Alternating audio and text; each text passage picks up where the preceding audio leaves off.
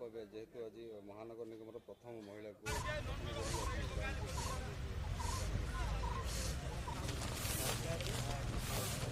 प्रथम कथा है दक्षिण ओडिशा कथा स्पेशली ब्रह्मपुरवासी और गंजामवासी गोटे जेहेतु यह गोटे बिजनेस हब एवं विभिन्न प्रकार शिक्षा अनुष्ठान मान ये प्रतिष्ठित होती आइजर भाया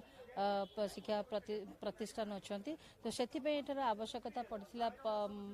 जो एरोप्लेन एरोड्रोम सो से आज छोटिया प्रथम शुभारंभ कर आज माननीय मुख्यमंत्री श्री नवीन पट्टनायक जी बहुत दिन रहा आशा आकांक्षा को पूरण कर प्रथम माननीय मुख्यमंत्री को अनेक अनेक धन्यवाद सहित कृतज्ञता जनाऊँगी एवं सारा गंजामवासी को ब्रह्मपुरवासी को अनेक अनेक शुभेच्छा सहित अभिनंदन जनाऊँगी प्रथम यात्री हिसाब से मत सुजोग मिलती माननीय मुख्यमंत्री